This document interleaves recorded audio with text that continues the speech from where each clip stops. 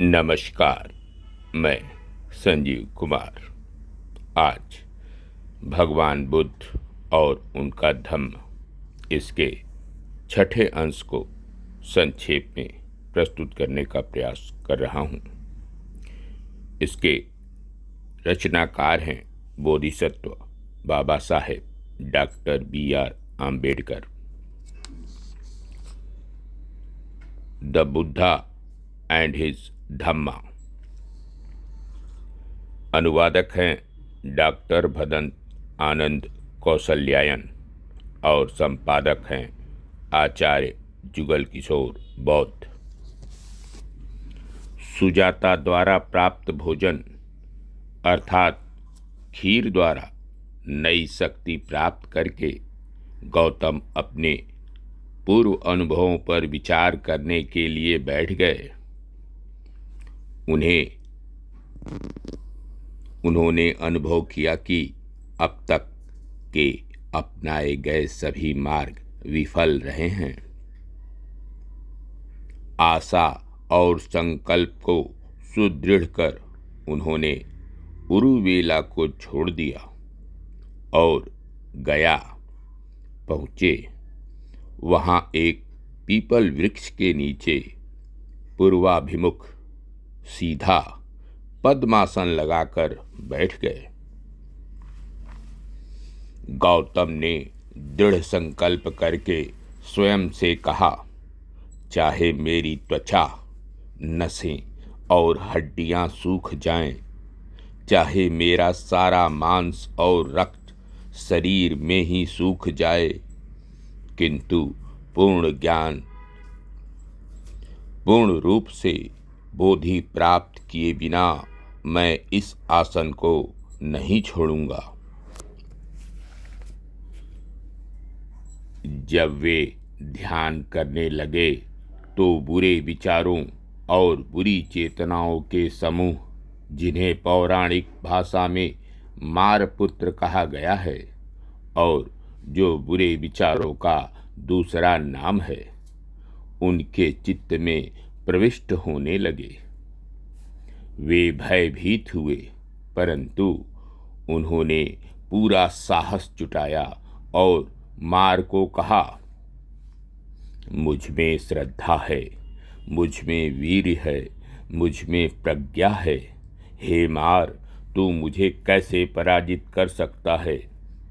चाहे वायु इस नदी के स्रोत को सुखा दे, किंतु तू मुझे मेरे दृढ़ निश्चय से नहीं डिगा सकेगा, जबकि मैं इतना स्थिर हूँ।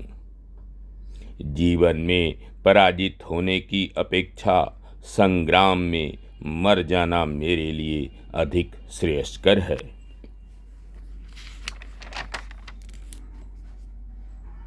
ध्यान साधना के समय के लिए गौतम ने इतना पर्याप्त भोजन जुटा लिया जो 49 दिनों तक चल सकता था। संबोधि प्राप्ति के लिए गौतम को 4 सप्ताह तक लगातार ध्यान मग्न रहना पड़ा।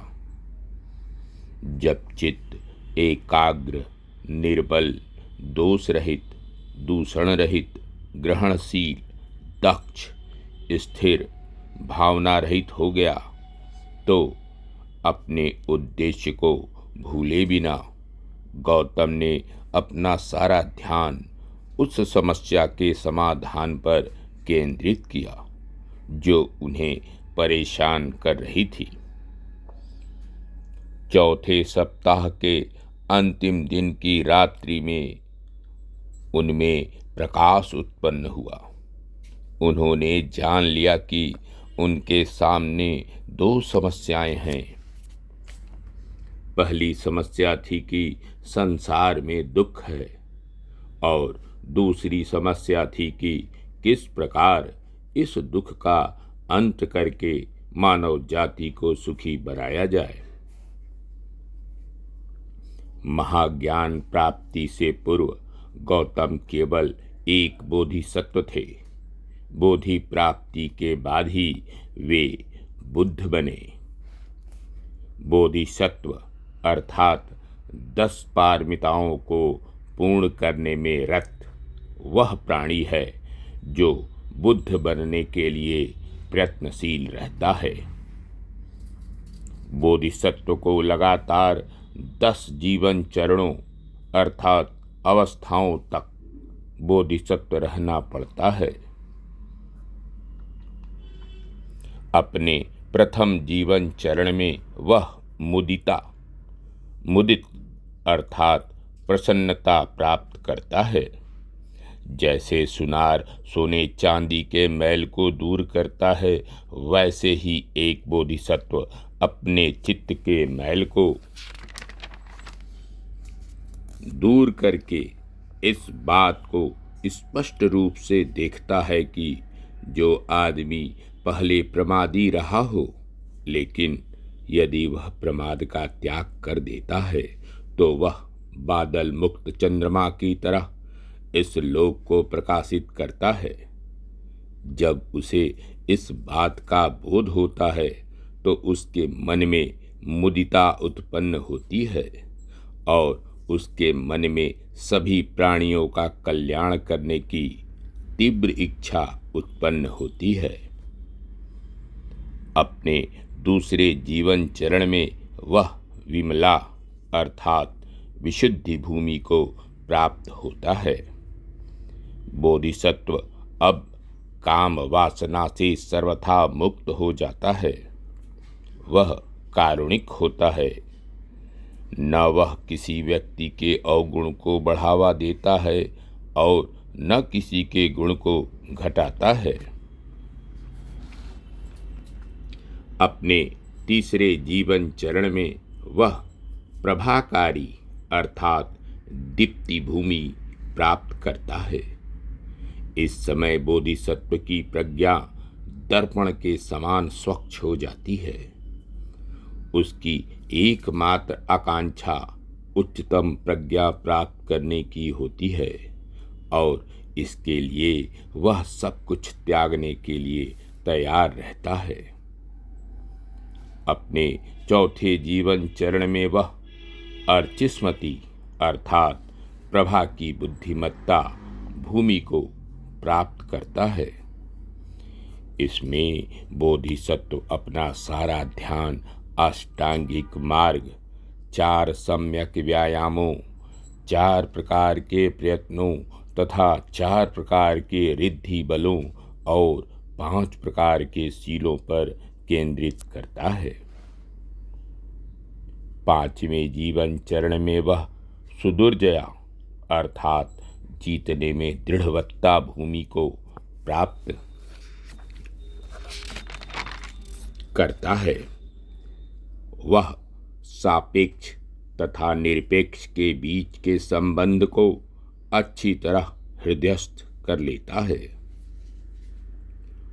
अपने 6ठे जीवन चरण में वह अभिमुखी भूमि को प्राप्त होता है। अब इस अवस्था में चीजों के विकास, उनके कारण 12 निदानों को हृदयस्थ करके बोधिसत्व पूरी तरह से तैयार हो जाते हैं और यह अभिमुखी नामक विज्ञान उनके मन में सभी अविद्याग्रस्त प्राणियों के लिए असीम करुणा का संचार करता है। अपने 7वें जीवन चरण में बोधिसत्व दुरंगमा अर्थात एकाकारता भूमि प्राप्त करता है। अब बोधिसत्व देश और काल के बंधनों से परे हो जाते हैं। वह अनंत के साथ एक हो जाते हैं, किंतु अभी भी वह सभी प्राणियों के प्रति करुणा का भाव रखने के कारण नाम रूप बनाए रखते हैं। वह दूसरों से इस बात में अलग होते हैं कि अब उन्हें संसार की भव तृष्णा उसी प्रकार स्पर्श नहीं करती जिस प्रकार पानी किसी कमल के पत्तों को। वे प्राणियों की तृष्णा को शांत करते हैं। वे दानशील होते हैं, वे क्षमाशील होते हैं, वे दान, धैर्य, व्यवहार कुशल, शक्ति, शांति, बुद्धिमत्ता और उत्कृष्ट प्रज्ञा से युक्त होते हैं। अपने 8वें जीवन चरण में वे अचल हो जाते हैं। वे स्वेच्छा से अच्छाई का पालन करते हैं। वे जो कुछ भी करते हैं उसमें सफल होते हैं। बोधिसत्व अपने 9वें जीवन चरण में साधुमती भूमि को प्राप्त हो जाते हैं। यह ऐसी अवस्था या स्थिति है जिसमें वे अंतर्धान हो जाते हैं और सभी धम्म या प्रणालियों को, सब दिशाओं को गहराई से जान लेते हैं, समय की सीमाओं से परे हो जाते हैं और अपने 10वें जीवन चरण में बोधिसत्व धम्म मेघा बन जाते हैं। उन बोधिसत्वों को बुद्ध की दिव्य दृष्टि प्राप्त हो जाती है। बुद्ध बनना ही बोधिसत्व के जीवन की पराकाष्ठा है। धन्यवाद। नमस्कार। शेष अगले अंक में मैं संजीव कुमार